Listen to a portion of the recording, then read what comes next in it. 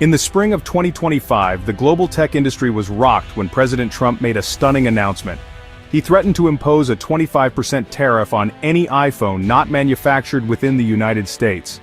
This was not just a policy shift, it was a direct challenge to Apple's intricate worldwide supply chain, which had been carefully built over decades to maximize efficiency and innovation. The move sent shockwaves through Silicon Valley and the international business community, as it targeted one of America's most iconic and influential companies. Apple's top executives were caught completely off guard. The announcement came just weeks after CEO Tim Cook had managed to negotiate a crucial exemption from a previous, even larger tariff package. Many within Apple believed that Cook's diplomatic skills and close relationship with the White House would shield the company from further political turbulence. But this new threat made it clear. The rules of engagement had changed overnight. For years, Tim Cook had been known as the Trump whisperer, deftly navigating the unpredictable waters of Washington politics. But now, his reputation for behind-the-scenes influence was in tatters. The sudden escalation signaled that any goodwill Apple had built up was no longer enough to protect it from the administration's renewed America First agenda. Trump's aggressive move was designed to force Apple to shift its manufacturing base back to American soil, promising to bring jobs home and boost domestic industry. However, the potential consequences were enormous. Such a dramatic change risked destabilizing not only Apple's business model, but also the broader global economy, which relies on complex international supply chains and partnerships. The situation grew even more tense when the administration floated the idea of a sweeping 50% tariff on all imports from the European Union. This signaled a willingness to escalate the trade conflict far beyond Apple, threatening to ignite a full-scale economic confrontation with America's closest allies and trading partners. With the world watching, the stage was set for a dramatic showdown, a president determined to reshape the global economic order, and a tech giant fighting to defend its way of doing business. The coming months would test the limits of political power, corporate influence, and the resilience of the global marketplace. President Trump's tariff messaging was a tangle of contradictions, leaving businesses and investors in the dark. He claimed tariffs wouldn't raise prices due to automation, yet also promised a boom in American manufacturing jobs, two goals at odds with each other. Trump insisted companies like Apple could absorb the costs, but also admitted prices might rise for consumers, undermining his own arguments. These inconsistencies exposed the shaky logic behind the policy and eroded confidence in the administration's economic stewardship. The result? Confusion, skepticism, and growing doubts about the seriousness of the threats.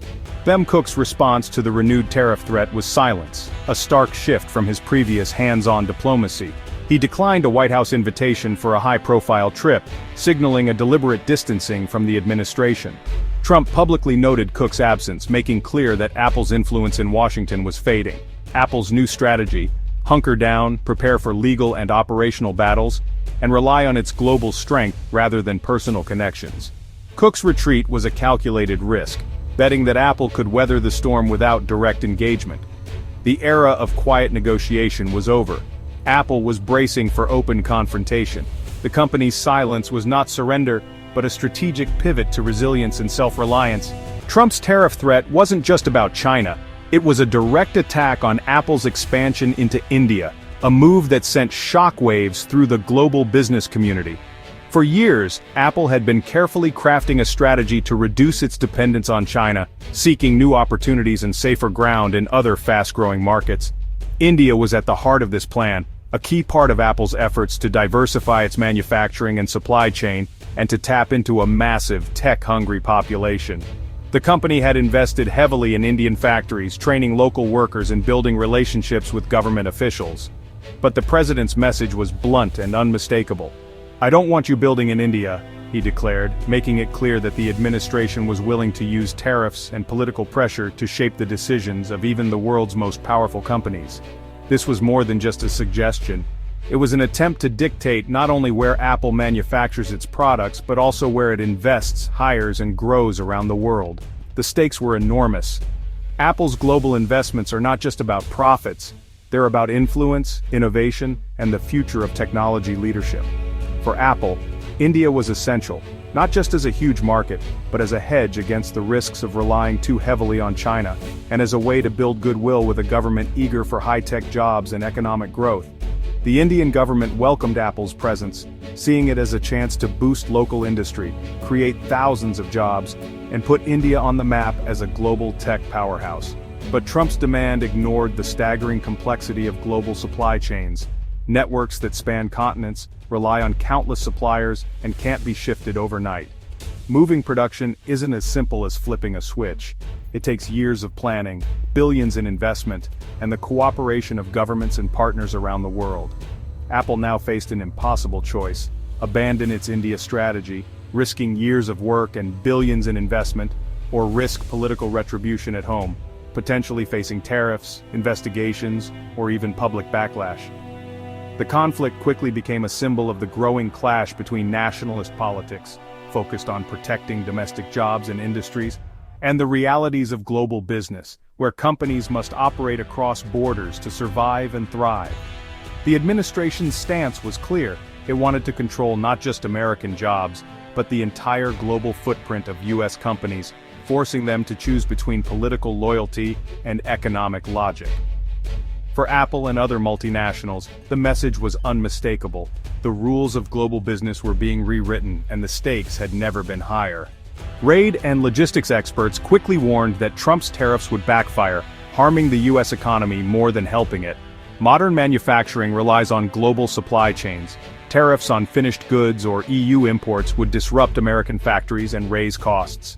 Many EU imports are essential components for U.S. industry. Tariffs would make American manufacturing less competitive, not more. Shipping disruptions would drive up export costs, hurting U.S. farmers and manufacturers abroad. The tariffs, meant to protect American jobs, would instead raise prices, hurt exporters, and undermine the very industries they aim to help.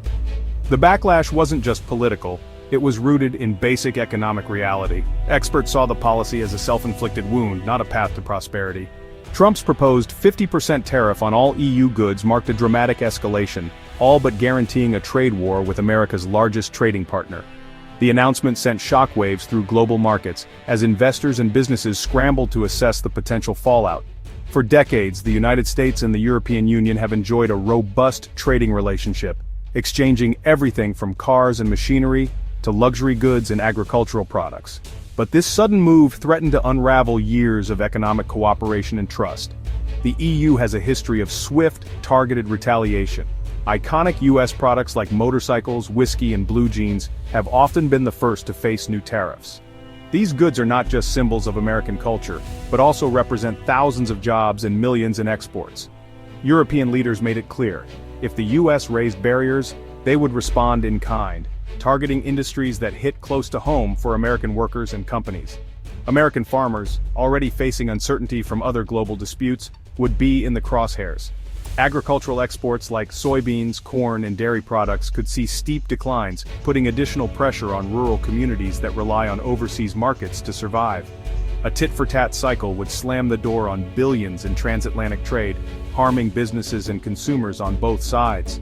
Factories could slow production or shut down entirely, while retailers might struggle to keep shelves stocked with familiar products.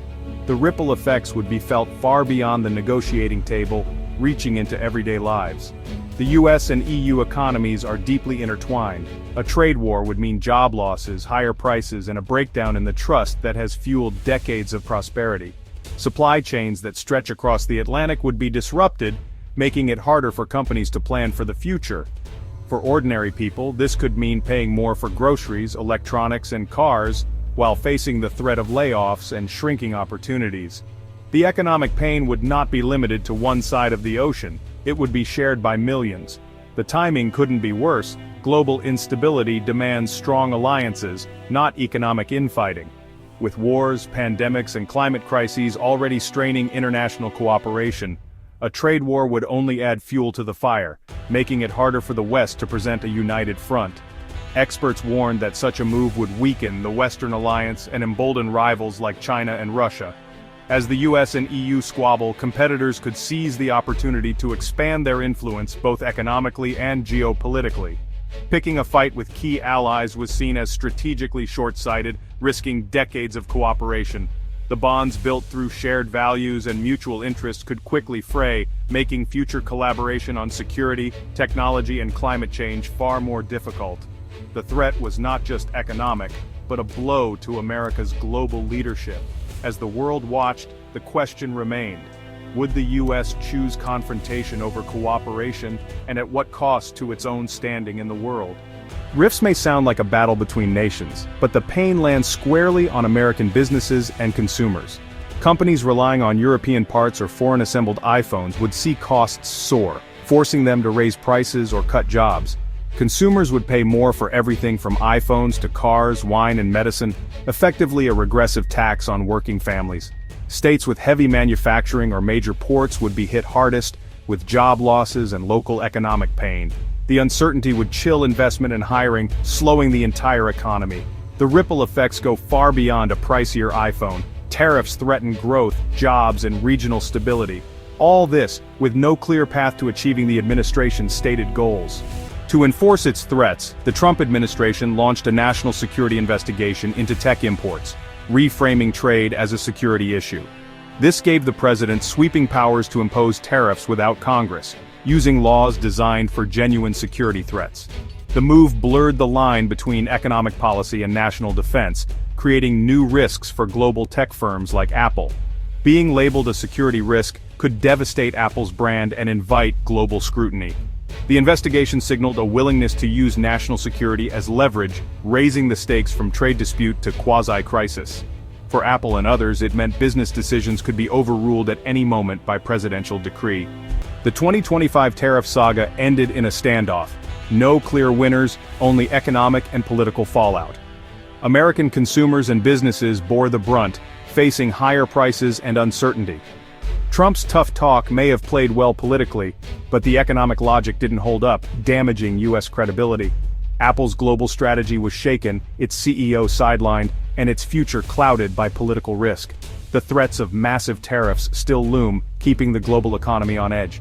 Apple will likely accelerate its supply chain diversification, seeking stability in a volatile world.